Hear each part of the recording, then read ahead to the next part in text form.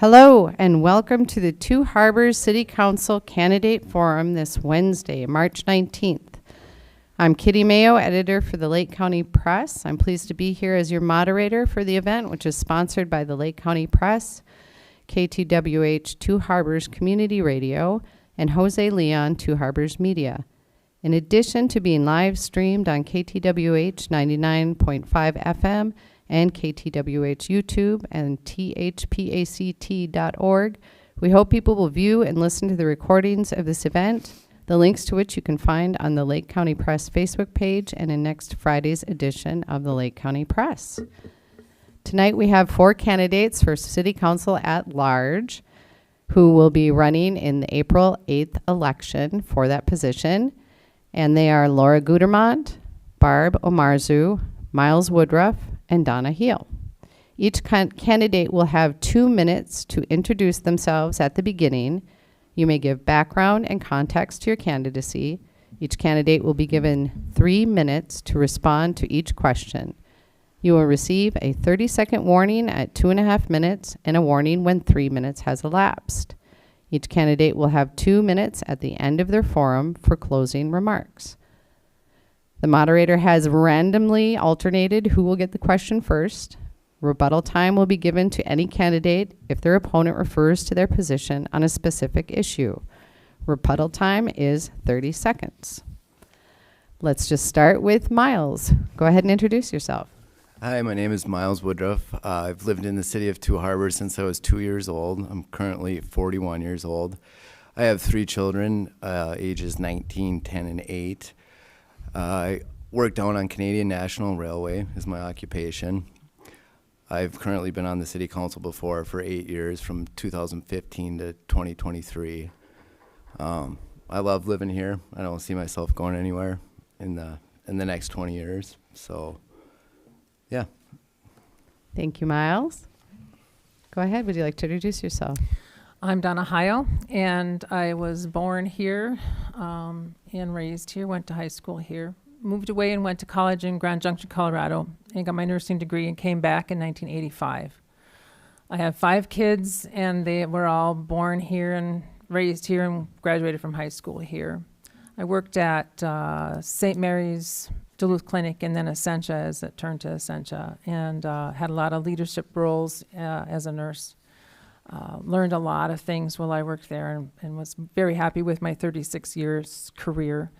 In 2020, in the midst of COVID, I bought the building on First Avenue and Waterfront, the Harbor Rail Pub and Harbor Rail Loft that has become familiar, I think, in town now.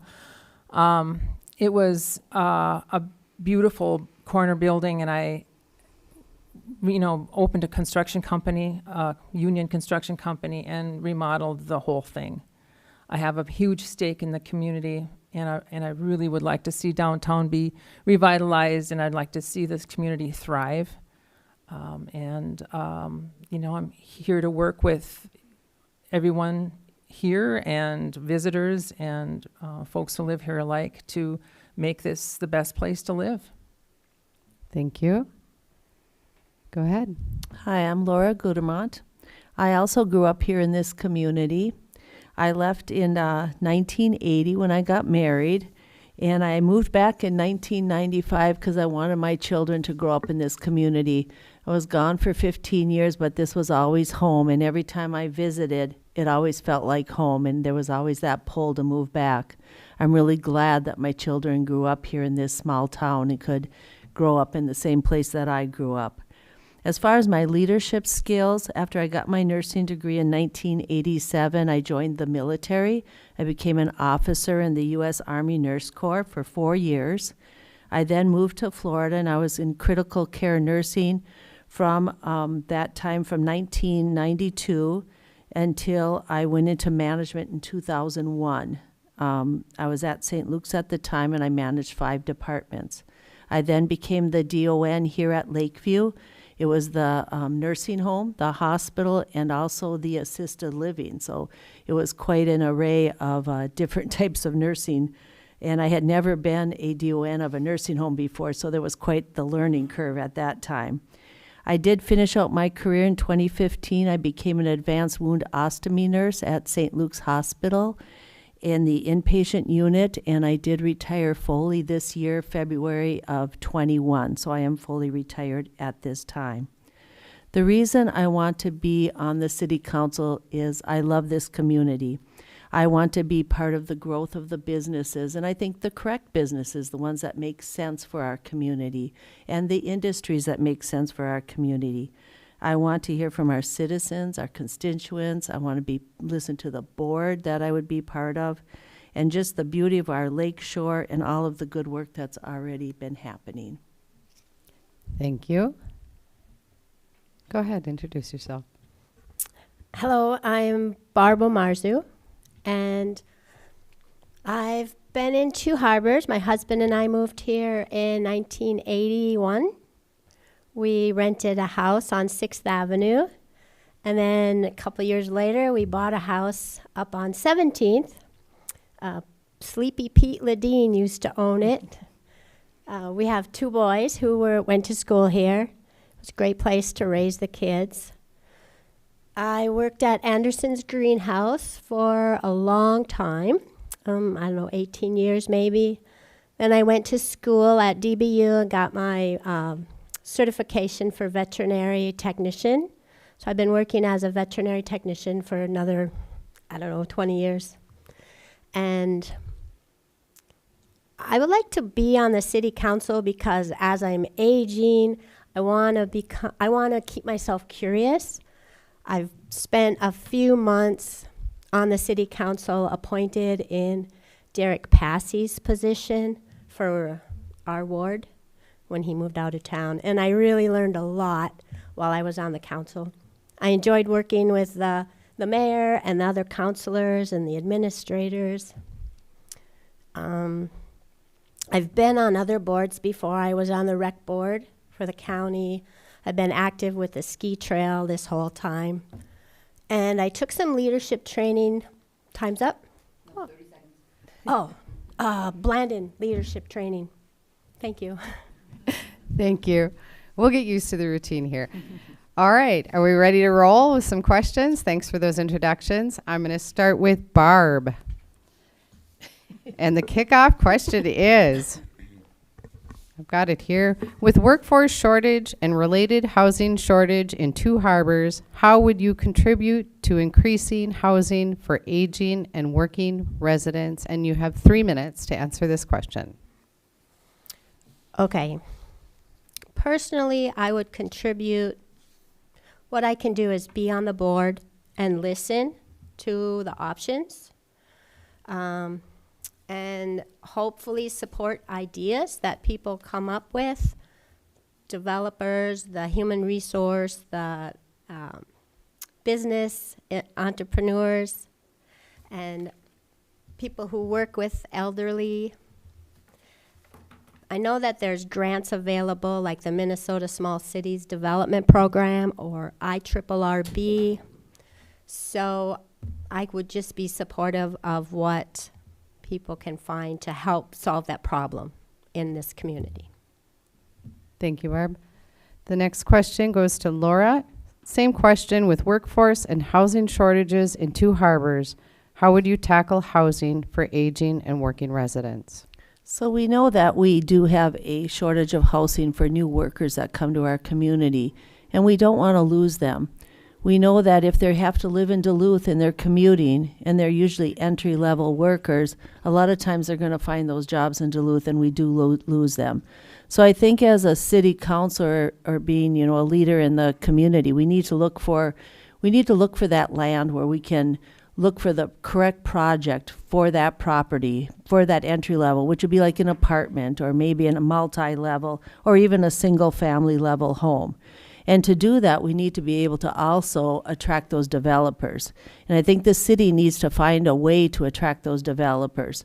I think one way to do that is to be proactive, look for that land, be able to do some foundational work, whether it's get the utilities in, do the groundwork, do the prep of the streets, the sidewalks. So then when that developer comes in, they say, okay, they're serious about this. This is where they want to do the project. The other thing is we can sell that land for $1 to that developer. That does two things. That gets the cost of their project down, and it also gets the cost of the rent to that person that's going to be renting, or if it's a single-family home, it gets the cost of their mortgage down. It becomes a win-win for both. And it gets that person, if it's a single-family home, it increases our tax base, it gets them in our community, and hopefully it keeps them in our community, keeps them wanting to live in our community, and hopefully gets a family and children in our school, and so forth. The other thing is then our seniors. We have an aging population here, and as I went around to Laura Lane twice now since I ran before, most of those units are full, and a lot of them are getting older in years. I think we do need some more of that type of housing in our community. So we could look at that one level type of housing, whether it's duplexes or four, the 4 units, or maybe even an apartment for seniors. I think that would make a lot of sense. It's really kind of circular. You get that worker in here in that apartment or that duplex, and then you get the single family home, and then those people move to their forever home, or they're building their homes, and then the aging have left homes and going into those places where they can be in those one-level homes. And the other thing is assisted living. I don't think we have enough assisted living where people, can be there and have higher services. So I think, the city really needs to be a little more proactive, look at the whole population, see how this whole housing thing is circular, and be able to look at how we can get developers in here, be more proactive, keep them here, and make them want to be here to build. Thank you, Laura. You're welcome. And Miles, you're next up. What initiatives would you propose to address the housing needs of both older adults and workers in Two Harbors? Okay, I think this is something the city has been working on for quite some time now. I think if they had a dedicated committee to this, sometimes when we have big projects like this, like the waterfront committee, they develop a certain committee that would just focus on that. I think it needs to be on the front burner of the city's projects, being in the top 3 projects, so it gets enough attention. I know there's been interest in it before, and it seems to fall through. When I was coming off the council, they were talking about building elderly housing, and for some reason the funding fell through.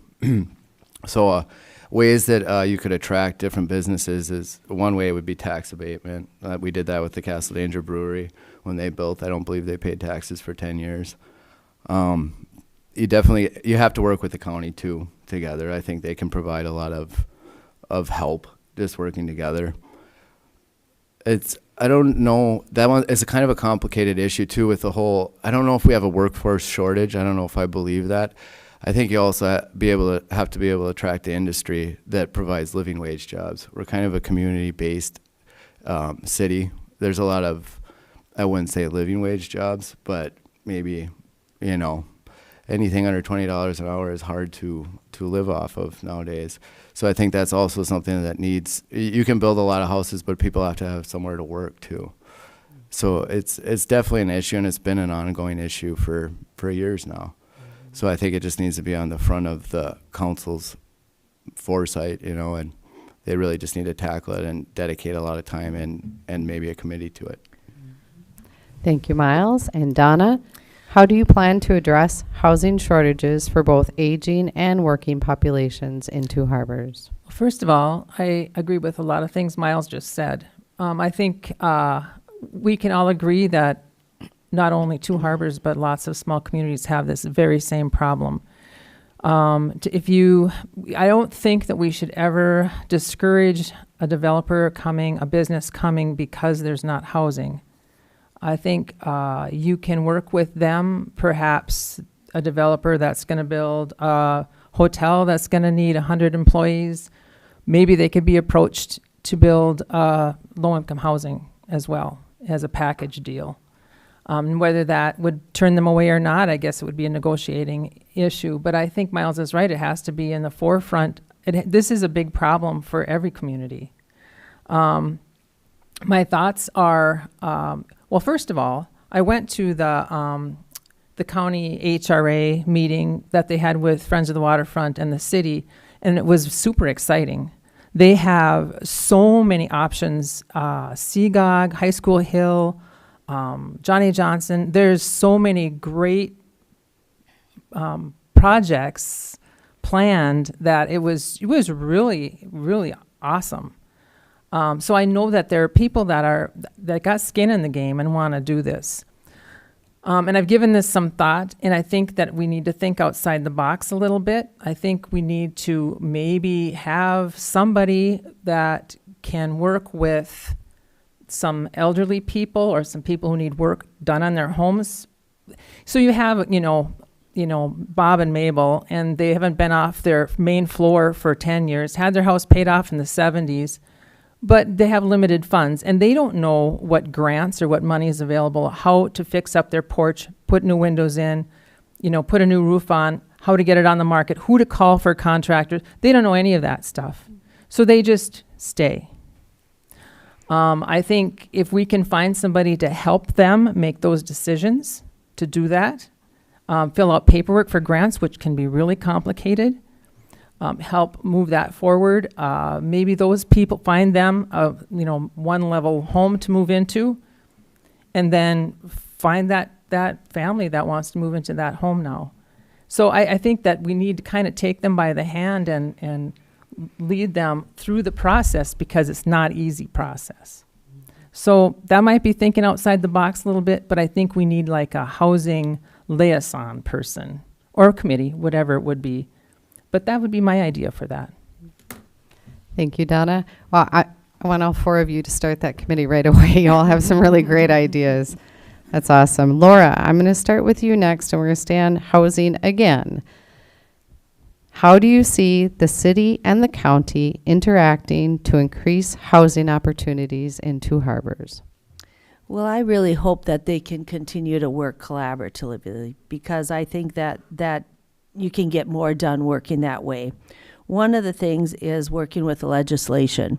If you work with legislation and both of you are trying to get grants or funding, you coming together with that approach, both the House and the representatives will support that more than if you're going there individually. So that's one thing that I see.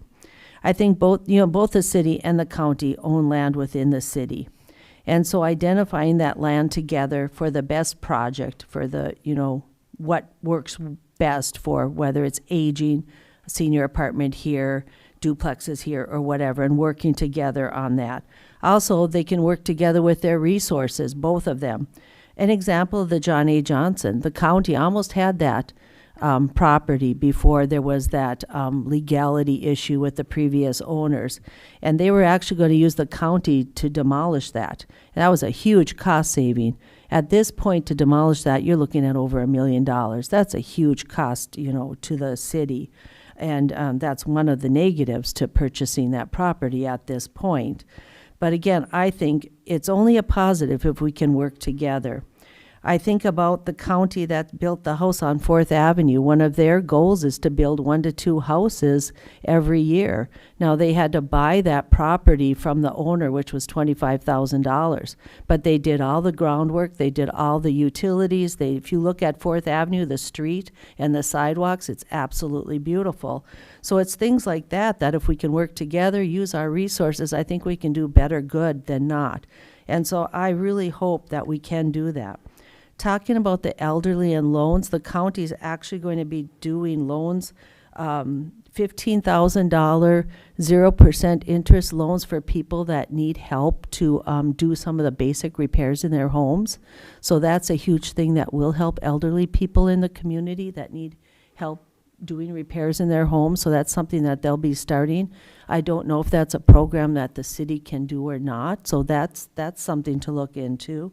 If they do sell the house, then the loan becomes due. So, I don't know if that's something they put into it when they sell the house or what, I'm not sure. But I'm all for them working together. So I'm hoping that happens. Thank you, Laura. I think that you still have 30 seconds. I know. I think I'm done. Okay. Thank you, Laura. Barb, how can the city and county collaborate to enhance housing opportunities in Two Harbors? Well, I think Laura addressed just about everything. I mean, that's awesome. I love to see the county working together with the city, and I think in that goes further on for the county, the city, working with the state also. And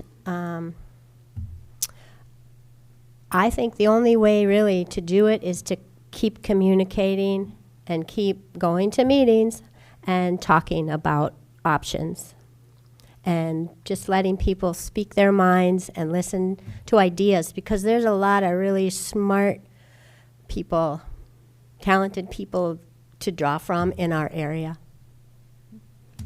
Thank you, Barb. Next, Donna.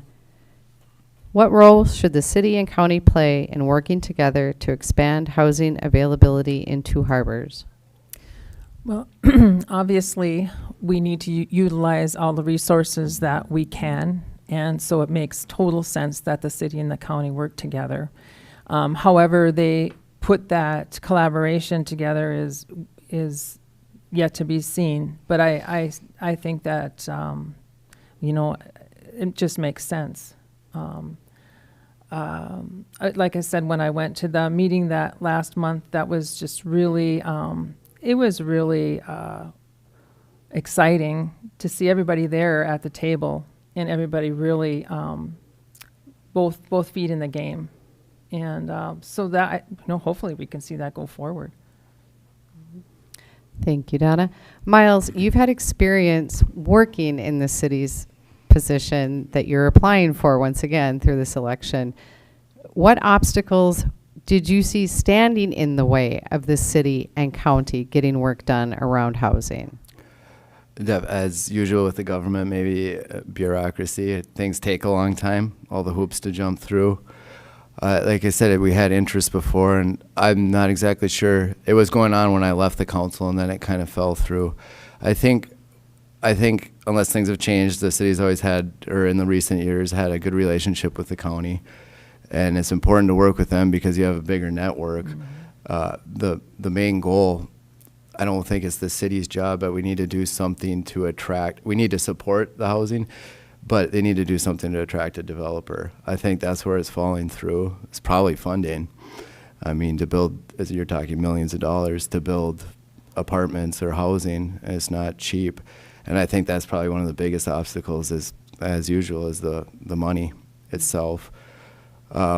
Maybe getting it together, and I know a lot of people come to the council meetings, but being transparent on what steps you're taking to make housing happen.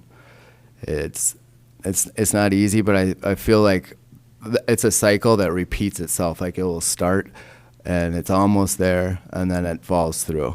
And I think it just needs to be seen to the end, and get somebody that's seriously interested in building it, which is, I think, has been our struggle so far. Thank you, Miles. We're going to start with Donna for the next question. If you think I'm done with housing, you are sadly mistaken. That's okay. All right. Oh, I lost track of my next question. That's all right. We'll get it back.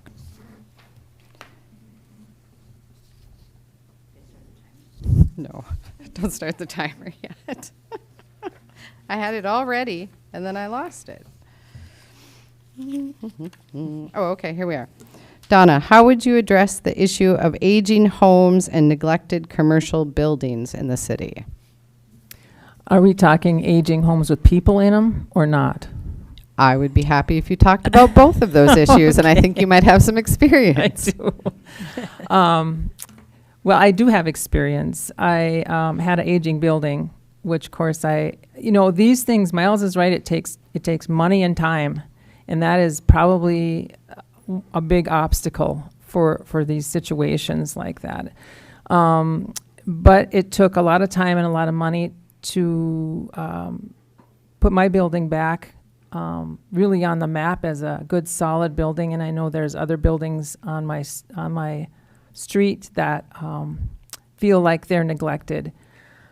I'm not sure how to address that. I think Duluth has some ordinances about a business being left unattended for a certain period of time, and I haven't looked into what their ordinance is, whether there's fines or whether there's some punitive thing to get people to do something with the empty buildings as far as retail stores or businesses. Because it's really sad downtown to go through, and losing Superior Fines was just heartbreaking. I cry every time I look over there. We got to figure that out, how to draw business downtown. And that's one of the reasons I'm here, is because I really want to revitalize that First Avenue.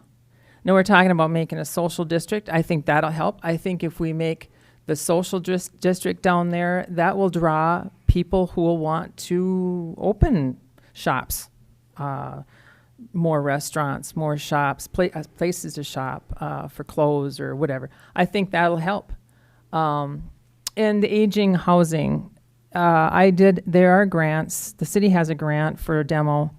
Again, it's a convoluted process that if you're not diligent and good at computers and uploading and downloading files and sending them, and to keep after the city to help you with that, you need a facilitator. You need somebody that is going to take your hand and get you through that.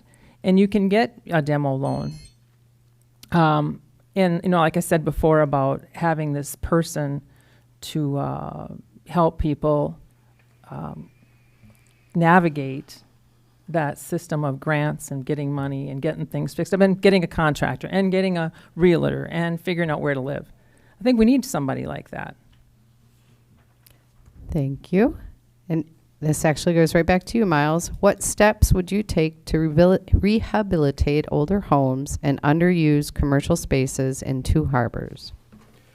I think to revitalize some of the older homes, I don't know if they necessarily need to be demolished, but I think they need housing for the elderly, people to transfer, to a different home, and it takes a younger family maybe to restore that house, restoration. I know a lot of our houses are like 1900, but there's some that are 1950s. I don't think that's that old, 1950. There is definitely some old houses in Two Harbors that need some work, but it's just that, having the funds to be able to fix up your outside. They've been doing the grants for a while. I know they used to do $500 mini grants for like any outside curb appeal. The abandoned buildings have always kind of drove me nuts. I've seen it my whole life living here. Right now, there's Town Mart, VFW, there's the Johnny Johnson. There's always a handful of vacant buildings, and I've actually asked people lately, like, is there anything you can do, like making an ordinance that if you have a vacant lot for 10 years, you're going to have to do something with it. I don't have a clear answer on that yet. And I do believe people should be able to do what they want with their own property. We'll just use the Johnny A for example, but I'd love to see something happen there. It's kind of been an eyesore to, I think, much of the community, and you can't make people do anything, but it would be lovely to see. I think a lot of them would have a lot of, like the VFW is right by the campground. I think they could put something that would be highly utilized there. It's just maybe pushing people to do it. I think that's an issue we've always kind of faced, is just vacant buildings. Mm-hmm. So, just fixing up our current housing stock and developing more would be my answer to that. Thank you, Miles. Barb, what plans do you have for improving the state of existing housing and commercial properties in Two Harbors? I don't really know what to do. I don't have a plan for that. I know it's a problem, and it is sad to see empty businesses, empty houses falling down.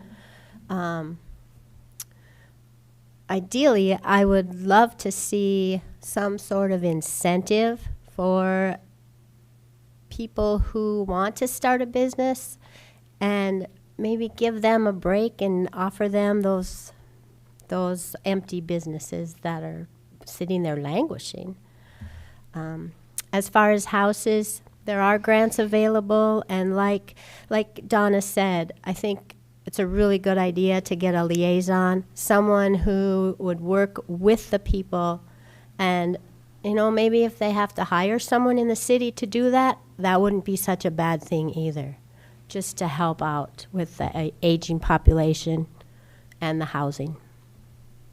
Thank you, Barb. Laura, how would you address the issue of aging homes and neglected commercial buildings in the city?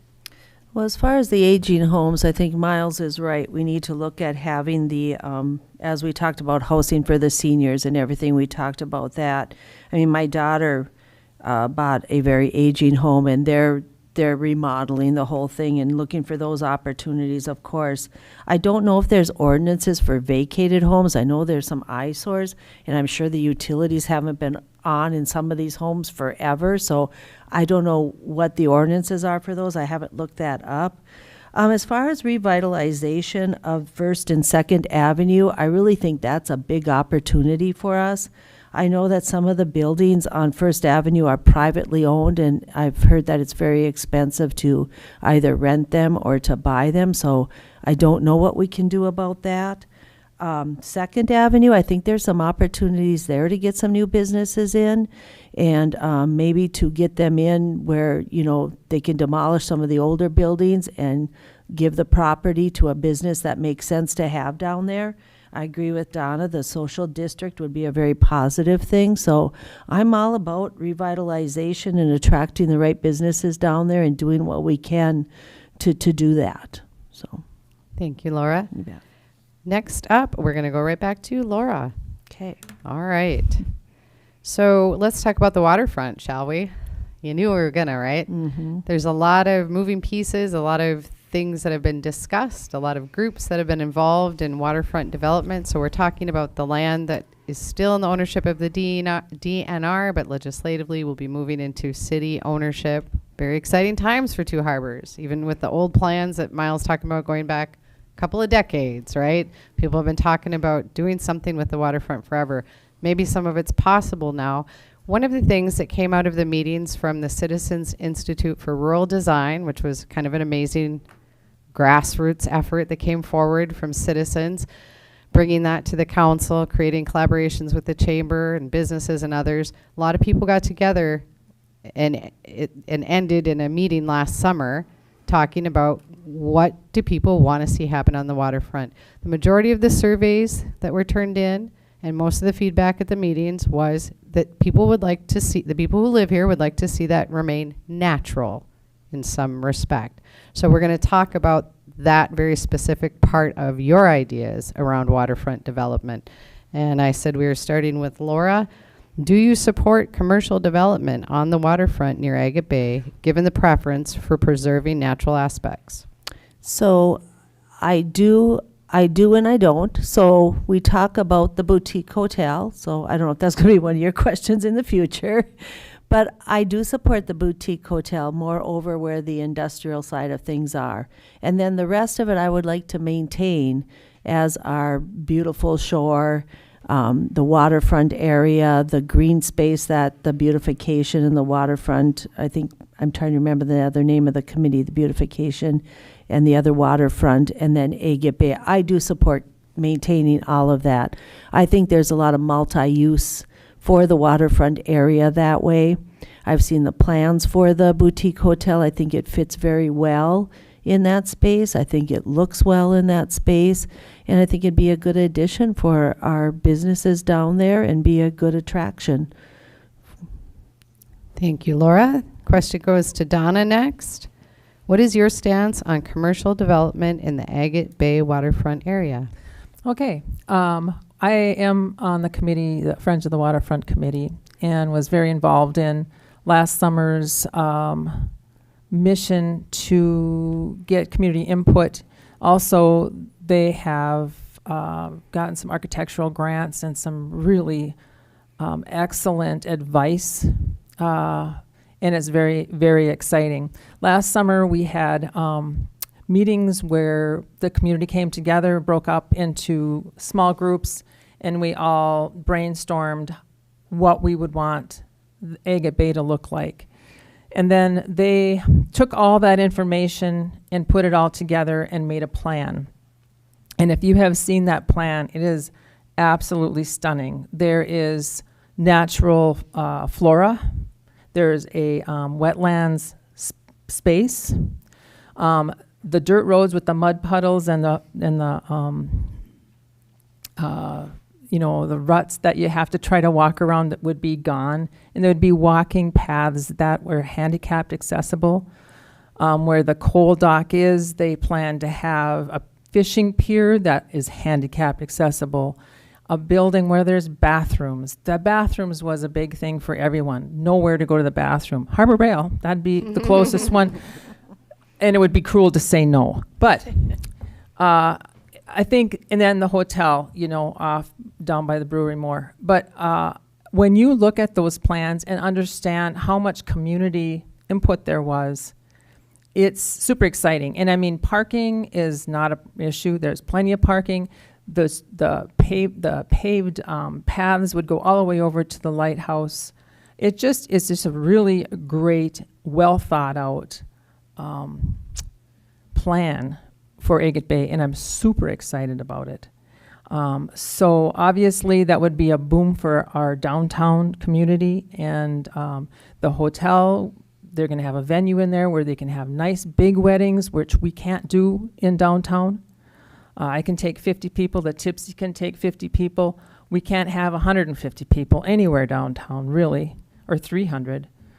So this hotel is going to be a great opportunity for people to visit downtown. And once Agate Bay is done, wow, this is going to be a gem, a real gem. And that's exciting. And that's what I see. That's why I have a stake in the game, because I see our city being that beautiful. And that's progress, and that's awesome. Thank you, Donna. Miles, how would you balance commercial development and natural preservation for the Agate Bay waterfront? This one is, I think the hotel is probably the catalyst to kicking it off. As many people know, the Edna G is something. I've been on that Edna G commission. I still am currently for 10 years. And that one, it was a big project. I know Bolton and Mink is working on it currently. I think the Edna G needs to come out of the water eventually. I think that's a centerpiece down there that would suit the environment. I know just from working on the railroad, it can be loud, it can be dusty. So there's certain things, I don't know if they might see in the hotel when they're dropping chutes that it might be loud. But I'm not against it. I mean, I wouldn't be opposed to a restaurant or certain things. And I would look at other cities kind of like Duluth, like the Rose Gardens, something more simple like that where people could walk through but a little bit more cleaned up. There is things down there. There's cement that's falling in the water, and there's some dangerous things on the shoreline that have never been addressed. And not easy taking that stuff out of the water. And I know there's studies on the land. We have had brownfield grants before when I was on the council to clean that up down there. Mm-hmm. I think it's come a long way from what it was. It used to just be a lot of bushes and they used to call it mud dirt down there when I was a kid. But yeah, just I'd like to see it more simple, even maybe kind of like Bayfront. I always wanted to have music in 2 hours, more like an outdoor venue. And I don't think that would impact it greatly. I want to keep it pretty simple. Thank you, Miles. Barb, how do you support commercial development on the waterfront near Agate Bay, given the preference for preserving natural aspects? I saw the plan that the Friends of the Waterfront with the planning from the university, I believe, and it was amazing. It was so cool to see. And I've been walking around town just asking people, what do you want to see? What do you like about Two Harbors? And you know what people like is access to the lake. They love the walking trails. They love the nature. That's why people come here. So I'm all about preserving that. I think it's a great idea. And I'm not opposed to development like hotels and convention venues. But I do agree that the Ordocs can be loud at my house, and they're noisy, and they're dirty, and they're dusty. So that might be something developers will think twice about. And then also, could they be held responsible to build buildings that are sustainable and take into consideration the water quality, because we do live right next to the lake, and the quality of living for their workers. Because if you have a nice, fancy hotel, someone's going to clean your room for you, and someone's going to make your meals. And where are those people going to stay? I think they should be included in our community if the developers make those, the developers are making money. I think they should be held responsible for who's working for them and where they're building. Thank you, Barb. And guess what? You get the next question. You all want to talk about NAI Legacy. So NAI Legacy is the development company that has a purchase agreement currently with the city of Two Harbors for that piece of property that lies sort of on the other side of the tracks down from the Legion sort of a area, right?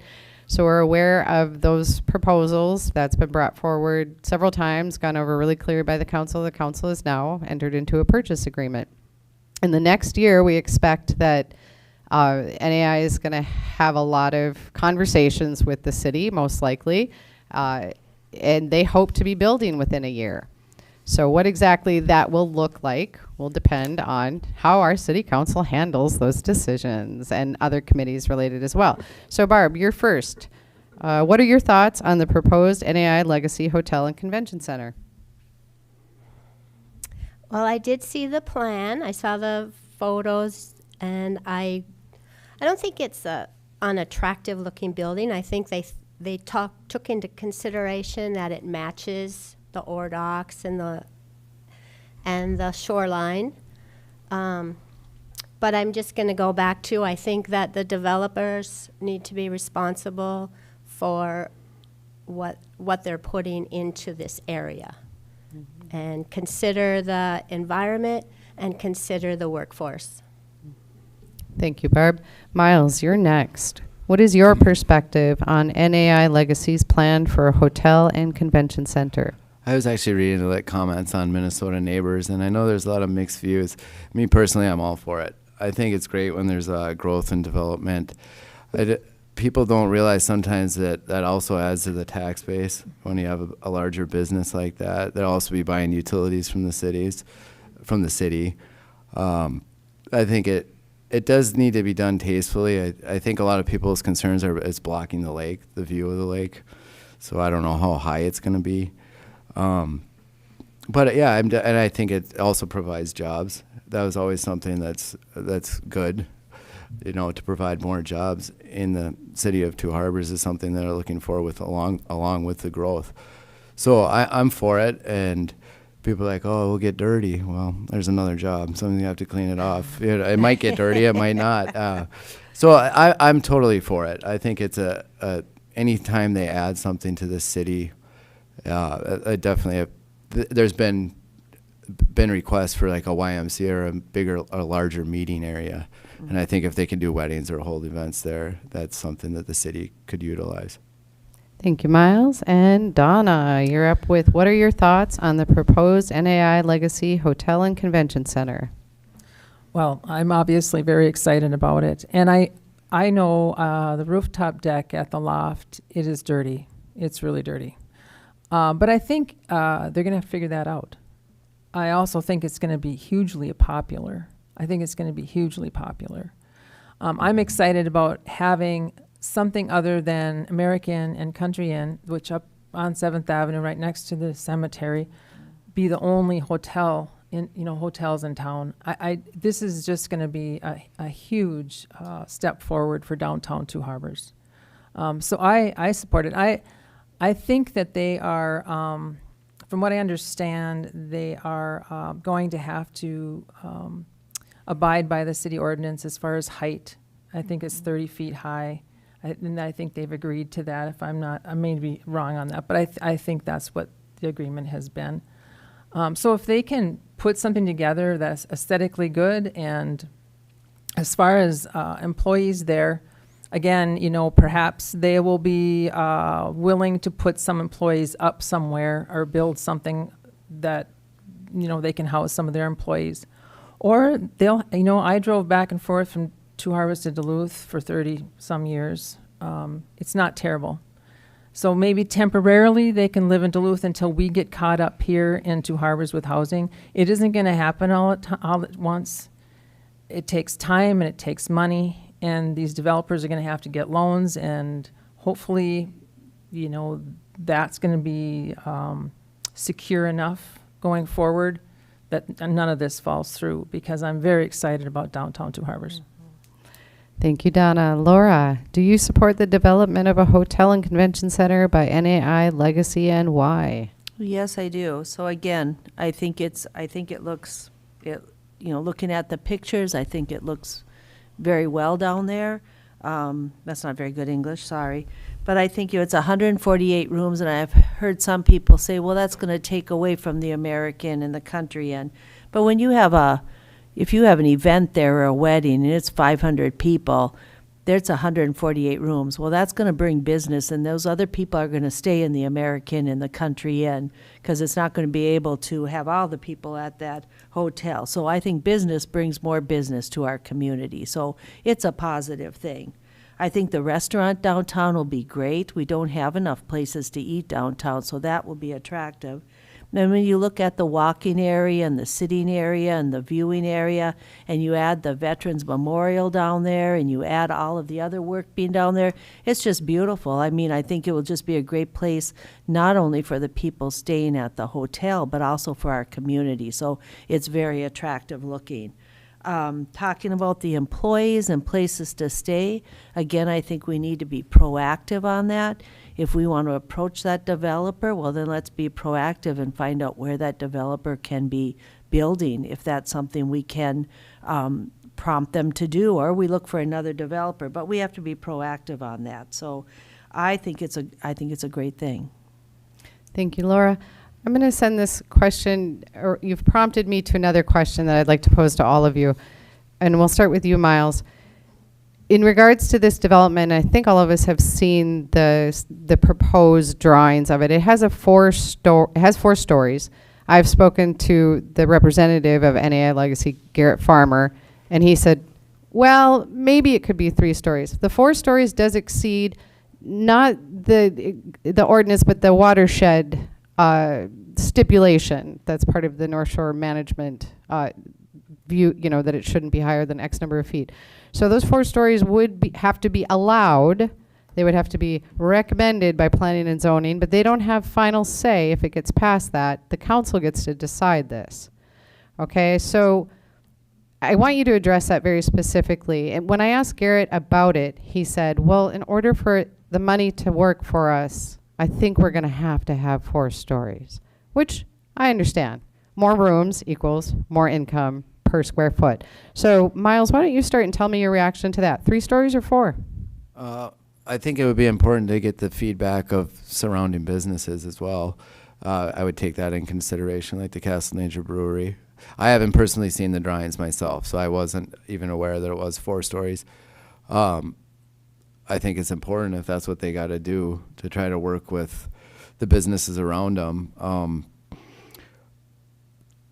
It's a tricky. I mean, I don't think you're losing a lot. It depends if you want to look at the order docs, I guess, from Castle Danger Brewery or not. It's going to block the view from there. I know that. So I would take into consideration maybe surrounding businesses. One other thing I forgot is the hotel tax also helps the energy. A lot of the money generated for the energy is from the hotel tax fund. It's a dedicated fund. I think it's 1.5%. Don't quote me on that, but it goes to the energy for restoration and just for maintenance on the energy.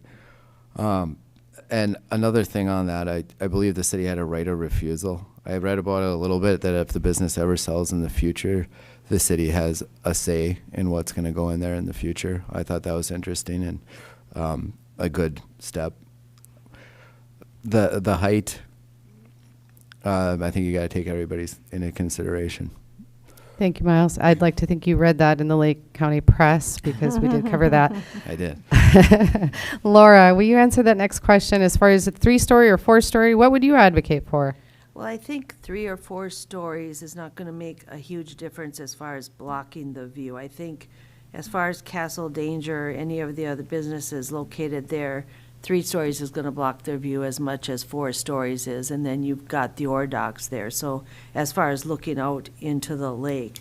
As far as the watershed, I don't know what can be done to help with that watershed. I'm not really up on that. I know that's important to look at that as far as our lake, and that's very important as what goes into our lake, but I'm not up on that. So I did want to add that the hotel would add a tax base of $1 million. I believe that's what I read.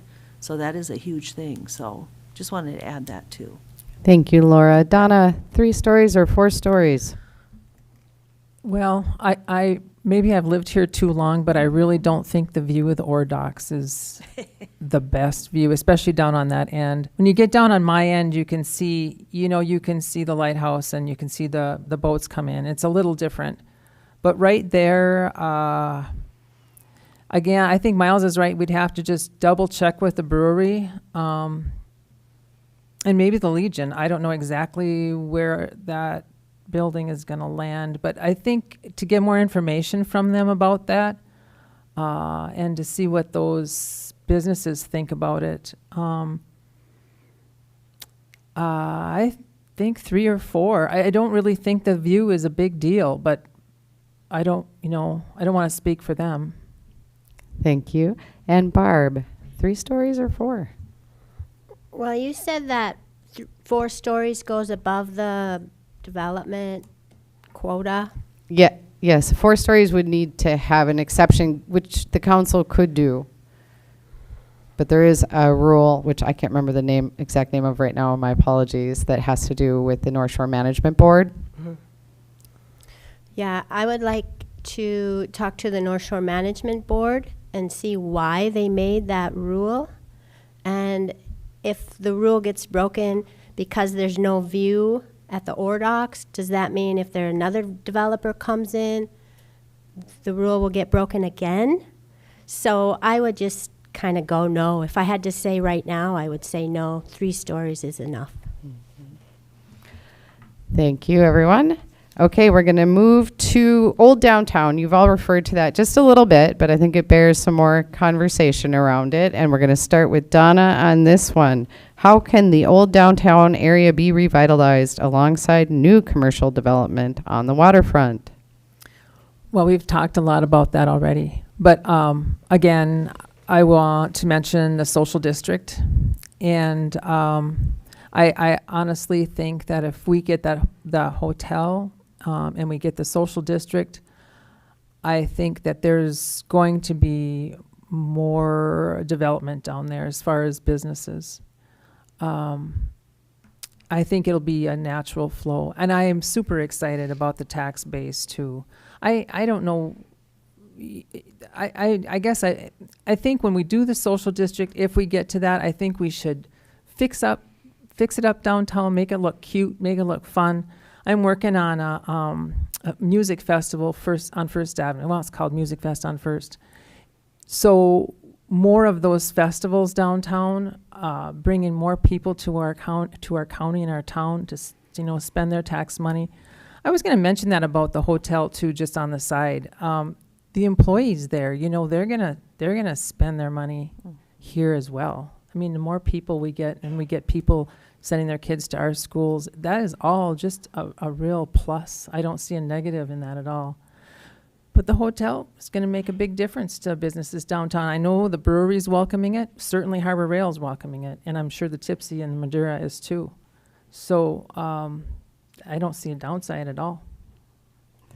Thank you, Donna. Barb, what strategies would you propose to rejuvenate the old downtown area while developing the waterfront? Well, the only strategy that comes to mind, it's kind of an off-the-wall one, but I would say go up to the high school and talk to the kids and say, what would you like downtown?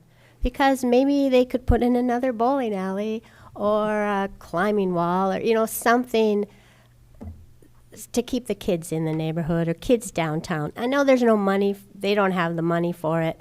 But I would just, as a strategy, ask the kids that are going to be growing up here in the future.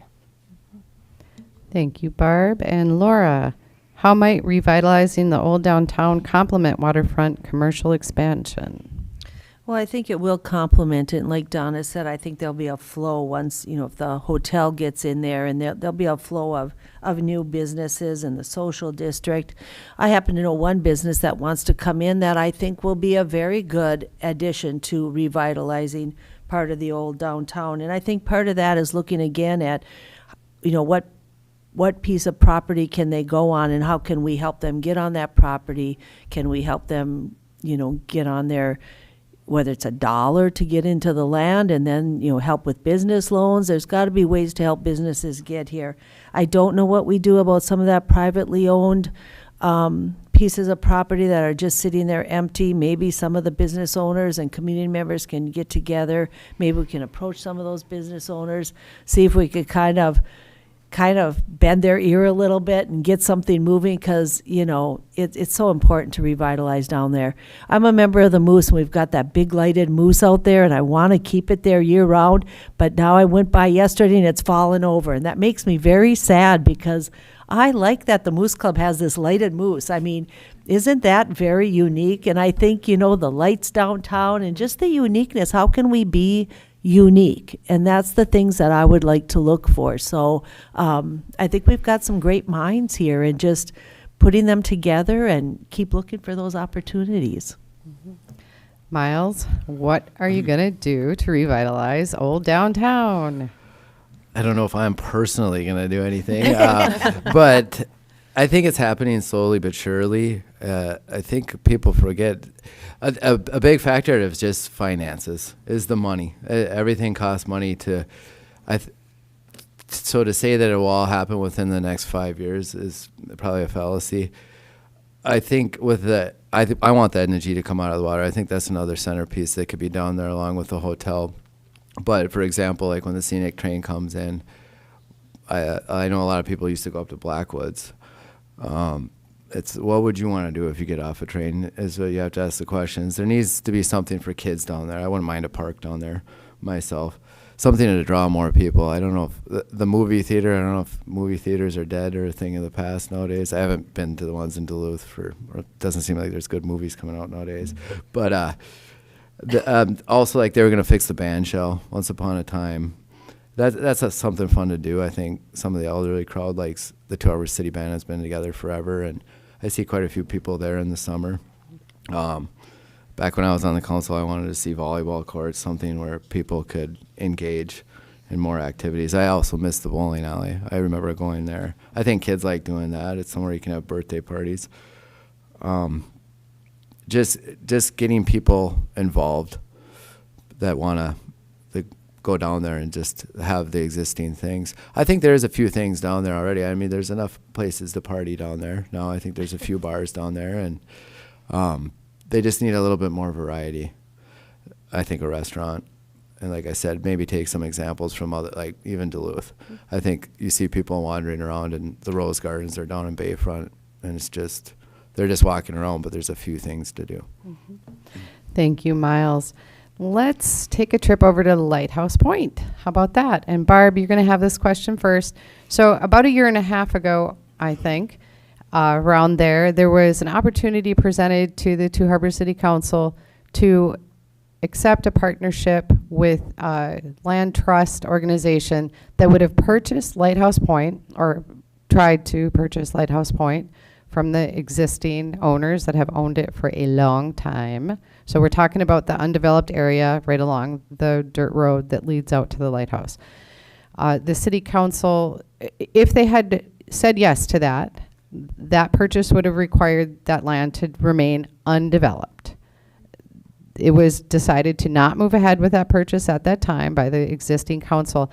I'd like to know if that opportunity came forward again, Barb, what would you advocate for? I'm a big advocate for trails and green space, but I also understand the advantage of a tax base. So it would be a tough decision. I think,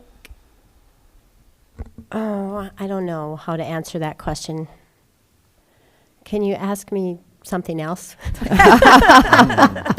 I think I can rephrase the question again because you still have time. The Okay. question really is, if given the opportunity to make a decision as a council member to move ahead with purchase of the land that exists that's undeveloped on Lighthouse Point, to keep it in a preserved natural state, would you vote yes or no? Oh, with that question, I would vote yes. You would vote yes to preserve the natural Preserve state the natural state of the point. and not allow development. Not allow development there. But I'm not opposed to development completely. Just not at that point. Okay. Thank you, Barb. Next, I have Miles. Same question. Should the city revisit the Trust for Public Lands offer to acquire and preserve land on Lighthouse Point, which would say no development in that specific area? I like keeping the option open. I'd lean more towards yes, that I think it shouldn't be developed over there. I like that trail. I live kind of close to there, and that's just me personally. I think that's a really nice part of it over there, the rocks and the trail. And I think it would have to be highly restricted if they were to build something there, because you don't want the same, like, I don't want another hotel over there. That's just me. It's the same thing over and over, just like a little bit away from each other. You need some, I think that part should be left alone. That's my personal opinion. But I could understand why the city didn't do it, to keep their options open, because you never know what's going to come down the pipeline. There might be something that's worthwhile, and I think keeping that option open is a wise move. Thank you, Miles. This goes to Laura next. Do you believe Lighthouse Point's potential acquisition and preservation is worth reconsideration? I agree that I'd want to keep the option open, not knowing exactly how it would be developed. I would want to see in the future, if there was some kind of development, what it would look like, what it would entail. I do like the trails over there also, but I'm not opposed if it's something that makes sense, looks right, not overbearing, not on the lake shore. So I would keep my options open. Thank you, Laura. Donna, how do you feel about revisiting the opportunity to acquire and protect Lighthouse Point for the public? I think that as long as we have Agate Bay and the hotel over here, I think a lot of the community is a little worried about losing natural space. So I would leave it. I think unless there was some presentation that would change my mind, I really think our community would likes the green space and likes the woods a little bit, and would probably leave it natural. Thank you. Laura, I'm going to go to you first for the next question. How should constituents hold you accountable in your role? Well, they should definitely hold me accountable. I want to hear from the constituents. I think we don't hear from them enough. I think we need more town halls, public forums. I think, it's hard to hear from everybody, and I don't always know the best way to hear from somebody. I think when I have gone to city council meetings, I think a lot of times it's more of the negative that you hear, not always the other side of things. So getting the feel of what the public feels, I think you need to be out and about. And I've said this before, that, my husband's been a county commissioner for 34 years. And when we go out in the community, he's always getting approached, and he always listens. He always stops. He doesn't mind being asked questions. It doesn't matter. And he says that's very important, because a lot of times they won't ask questions at a forum, or they feel uncomfortable, but they will approach him somewhere else. And so he always does that. He gets calls at home all the time, and he never complains about that. So I think being available to your constituents is very important. But I think we do struggle with how to hear from all your constituents. So I have been thinking about that a lot. And I think we could do a better job of having more open town halls or public forums, just in general, to talk about topics or to get their input, to just get a feel for what they're thinking. So that's what I think. Thank you, Laura. Donna, in what ways can voters and residents ensure accountability from you? Well, again, you have to do more listening than you do talking. That's hard for me. But I like to talk. But I think, here's the thing that has always kind of struck me, like even with Waterfront, Agate Bay, we had all those meetings all summer last summer. We've had lots of city council talk about it. We've had, for, I don't know, maybe a year, and there's people who are just hearing about it, or they think the city's the one that's buying the hotel and that's coming out of tax dollars, and they're so misinformed, and it's frustrating. So I think, I don't know, somehow we need to do better with getting the word out, or educating, or encouraging. What I usually do, if it's something on Facebook, I usually just butt in and say, you should come to the city council meeting. You should come to the meetings, so you get your answers. Or if you have something to say, get your 3 minutes at the podium so you can say what you want to say. I don't even know if people understand that's an option, So I think if we could somehow reach out to the community and educate them about how they can be more vocal in their government, how they can communicate with us as far as what's important to them. And I think, I'm sure everybody on the council really wants to hear from them. I mean, we would really want to hear what their opinions are and what they would like for us to do. So yeah, I guess it's an open door, and try to make it open so wide that they come in. Thank you, Donna. Barb, how do you plan to remain transparent and accountable to the people you serve? Well, I was thinking if I did become a council member, I would probably write an article again, like I have in the paper in the past, and just talk about the city council and what I do on it without breaking any of the rules. So I would have to learn the rules before I wrote about what I was up to. And I know there's Facebook options, and I know that there's TikTok. I talked to one woman who just contacted me, and she's like, "Do you have a web page?" I'm like, "No, I don't have a web page, but maybe that's something that the city councilors should have. I don't know." Thank you, Barb. Miles, how will you show your transparency and have your constituents hold you accountable if you are elected? I think this is something the city's been working on quite a bit lately, and I think some of it falls on the people that want the knowledge. There's email. I always answered every single email I received during my tenure on the council, every single one of them. Yeah, I'm open to phone calls. You have to come to the meetings. They write up what the city's doing often in the newspapers. They now broadcast the city council meetings on YouTube. I still get asked questions about the city. Like, people ask me if I'm on the council when I'm out at the grocery store and stuff. You just have to be open-minded and realize you're here to represent them, not you. Just always be willing to, I'm always willing to take a phone call anytime, or write an email, or just come ask. So I think it's kind of something that gets twisted, because I think the city is very transparent nowadays. I think they worked hard on that I think you have to want to know the knowledge, or to have it. I don't think they're hiding anything. You can come down and request any records from City Hall. So I think they've done actually a very good job of letting people know what they're up to. I think there's just a lot of rumors or maybe misguided conversations, and they kind of snowball. But there's actually clear information out there. It's just whether or not you want to go receive it and go get it. Thank you, Miles. Shameless plug right here for local media. All right, Miles, we're back to you again. We're going to talk about climate change. There's a lot of stuff going on in city business, but one thing that seems to be always changing is the climate. So, Miles, what local measures can be implemented to reduce climate change impacts in Two Harbors?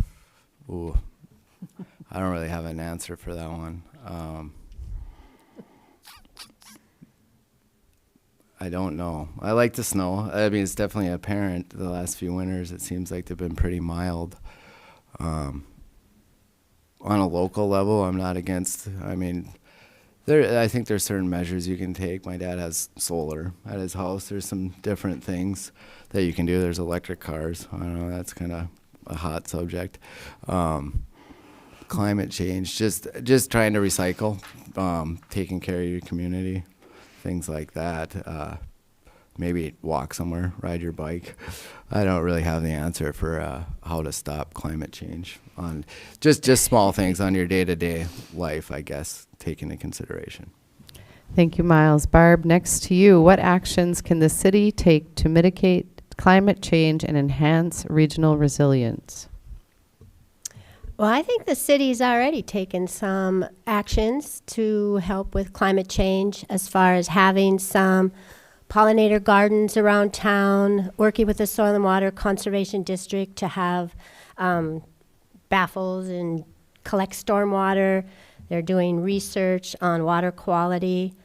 Other things, I think it's a matter of adapting. So snowmobiles, because of the snow, the snow's not going to be as reliable. So changing up maybe activities that people do in the wintertime that bring in tourists. So rather than cross-country skiing, we might have to think about fat biking. Rather than snow machines, we might have to think about ATVs. And then, of course, back to developers, anyone that wants to develop or housing. I think that sustainability should be considered, and maybe even the city could make some kind of ordinance or rule about having some sort of climate action in plans for future development. Thank you, Barb. Donna, goes to you next. How do you think the city should prepare for and adapt to the effects of climate change? Well, that's a very exciting question. I am all for, well, first of all, I don't know if it's my perception. I don't think so. I've asked a few other people, but isn't it windier than it used to be? I think it's windier than it used to be. So this makes me think about not only solar power, but wind power. And if we somehow, and I know these things cost money. So I mean, this is just in a dream world maybe. But I think any time that a city building or anything gets redone or remodeled or anything re-sided, re-roofed, I think we should try to adapt some solar and maybe some wind generating energy. I think it's free, right? The wind and the sun, they're free. And I think by doing that, eventually the city could be somewhat immune from maybe a power grid outage. We would have some of our own energy. I'm really happy with back in the parking lot that we have some plugins for electric cars. Electric cars are quiet, so there's not noise pollution either. So I think that's a great thing the city has back there. But I think we should look for other ways of using the natural energy, and if any city building or if we could apply that, we could use less gas and coal producing energy that way. So, thank you, Donna. Laura, what actions can the city take to mitigate climate change and enhance regional resilience? So I was lucky enough to get this question last time, so I knew you were going to ask it again. So I thought about fire, thinking about the fires in California. So God forbid we don't have that problem in the future, but we do have a lot of wooded areas, and we have a lot of wooded areas around our town and within our town. So clearing the dunnage in those wooded areas, educating people to keep, a lot of trees around their houses cleared. So there's some education with that. Flooding, we had that big flood several years ago. I know it flooded my basement out, and it did a lot of damage. So I'm glad to hear that the city is looking at the infrastructure and continuing as we work on roads to look at, larger culverts and where does the water go, and to be able to handle increased water flow. So that needs to continue. I was thinking about the lake and the shore, the erosion of our shore. Education to people that don't remove the foliage and the trees and the rocks, all that natural stuff that helps to prevent that erosion of our lakeshore. And if people are building along the lakeshore within our city, educating them on that. You know, we have good emergency preparedness plans, but do we really know how we would evacuate within our town? I'm not sure the general public would know. I think there's a lot of opportunity just for education within our city on some of these things that possibly could happen in the future. I was thinking about sump pumps.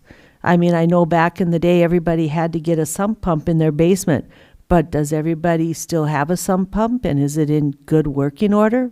I don't know. That might be some education and maybe even helping grandma get her sump pump in working order. So I think there is opportunity to do some work around this. Thank you, Laura. Well, we're getting close to the end here. And before we move into your final comments, I want to remind everyone who's watching or listening that this is the lead up to an April 8th election for city councilor at large. Everybody who lives within the city limits of Two Harbors can vote for one of these fine humans here to be on the council. I would like to ask each and every one of you to please tell me, if you're not elected, how are you going to stay involved in city business? So we'll start with Donna. Well, obviously, I have a stake in the city, and I'm involved because I'm right in the corner of downtown Two Harbors, and this is my mission. This is a whole learning experience for me, for sure. I've never run for an office before, but I think it's greatly interesting, and I really feel almost kind of honored to do this patriotic thing for my community. If I can't do anything nationally, I can do something locally. I can protect my community. So if I don't get on the council, I still be involved with the waterfront project, with coming to the city council and being informed, so I can inform my neighbors about what's happening. Give ideas for growth and development of our community, and try to embrace, this beautiful spot we live in. Thank you very much, Donna. And I should have added the election on April 8th is a primary. The two of these four who get the most votes would move on to a general election in August. So this will go to Laura. If you're not elected, how will you continue to be involved in city business? Well, I've been on the city rec board for many years. Not sure how much longer I will be on that. I did get a letter that I've kind of outrun my 12 years, so I think they are looking for other people to have an opportunity to get involved with that. I think, I want to continue to be involved as far as being in the know. I would continue to, if I don't go to city council meetings, looking at them online so I can be in the know. I think the revitalization of the First and Second Avenue, that really kind of grabs at me. And so looking for businesses, looking for opportunities, I'd like to get involved with that. I am president of the curling club, so that is a complete volunteer club and a very exciting club, and I will continue to be a member of that and look for any other city opportunity I can have, because I love this city and I like to be part of it, and that's just me. I always like to be part of things, and I like to see things grow and get better, and that's just who I am. Thank you, Laura. And Miles, if you're not elected, how would you stay involved in city business? Well, I'd continue to live and work here. I've always kind of stayed up on there's different groups on Facebook and the newspaper that will tell you what's going on in the city. And once you've been in here and been a counselor, it's kind of hard not to pay attention to it. You kind of get hooked, and just wanting to stay updated on what's going on. I think the most important way to do it, being a counselor, you want people's opinions, and the best way you can do that is come down here and voice your opinion or your thoughts or what you'd like to see. And I think that's the easiest way. I'm still currently on the Ed and G Commission. Like I said, I've been on there for forever. I was on some other board. I was on the Lake County Ambulance Board of Directors, Ambulance Service, for my whole tenure. I was voluntary, and I don't mind volunteering. It's nice when you can see outcomes, and it's worthwhile to stay involved. Thank you. And Barb, if you're not elected, how would you stay involved with the city? I would continue to be involved with the city. I live here, and I am on the Soil and Water Board, so they're involved with the city. We also have a Trail Alliance group where we're combining some trails with the ski trail and the Bigfoot Trail, so I'm active on that group. I volunteer to pick up garbage, and if I wasn't on the city council, I would still volunteer. I think it's a good thing for me to do. I've volunteered in different countries all around. I've gone to Thailand and Mongolia and Costa Rica, and I've been to other countries. And now I feel like maybe I'm not going to travel so much. I just want to have more experiences around home and do what I can do here. Thank you. Now we're going to do just a real lightning round. You get 1 minute each. We're going to start with Laura to tell us any wrap-up comments before we close. Well, one thing I forgot is I have a real soft spot for the seniors, and I've been working with the senior workshop in the art studio to kind of help them. They've had some rough areas financially, and so I started working with them last fall, trying to help keep them solvent. And myself and Katia, we've been meeting with them monthly, trying to help them come up with some new ideas and helping them keep their doors open. And I don't think we do enough for our seniors in this community, and I really, like I said, I have a soft spot for that, and that will be something I continue to work on. So I really would like to be on city council. I think it would be a good fit for me. I think when you work on a board, it's really good to have a lot of different thinking minds and to be open to people that think differently than you. And so 10 seconds, so that you can bring those ideas together, be open-minded, take in those ideas, and then, work together to come up with solutions. Thank you. Laura, Miles, any last comments? You have a minute. Go ahead. Yeah, I just want to put it out there that I think my experience might put me in a better position. Just not a better position, but I just think I have some experience. Just some of the things I accomplished when I was on the council. We got the golf course out of debt. That was $800,000 in the hole. We put up the wastewater treatment plant. That was a huge project. That was the biggest bonding bill the city of 2 Harbors ever seen. We did the CIP program. I went to the state capitol many times. I'm familiar with that, going down for bonding and asking for money for different projects. The liquor store was in the works when I was still on the council, and that's built now. I think it's very important to be fiscally responsible. You have to. I've seen a few times where they do a study on something, and I'm like, oh, we're going to do a study again, and not doing things like that. Just having the experiences, knowing when a project might not be necessary, and yeah. Thank you, Miles. Barb, you have a minute to share any last ideas with us. I just think that everyone here are great candidates, and I wish you all the luck, and if I get elected, I'll just try and listen and do my best. Thank you, Barb. And Donna, a minute for any last comments. I think Miles is right. I mean, I think the city council has done a lot of really great things. I think one of the things I hear from people when I talk to them is about how they feel like there's so much inaction on the city council. Are you going to actually do something? Are you going to actually make a decision? When I was a nurse, I was a chair of a committee that was a problem-solving committee, is what they called it. And I think that I know how to analyze a problem and try to find solutions and to move things forward. I think that's important to the community. I think people want to see progress, and I'm a decision maker, and I'd like to see progress too. Thank you. Thank you to all four of you. Tonight's City Council Candidate Forum has been presented through the joint effort of the Lake County Press, KTWH Community Radio, and 2 Harbors Public Access Cable TV, with special thanks to press editor Kitty Mayo. I did not preview this.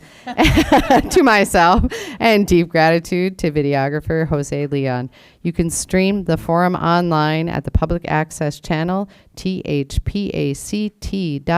and hear the audio through the programs tab drop down on the radio station's homepage at KTWH.org.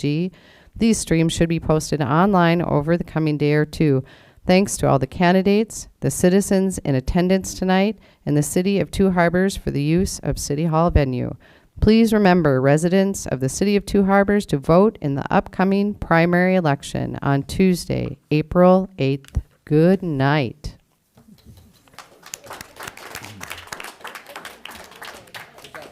It's been a pleasure, Miles. Good job.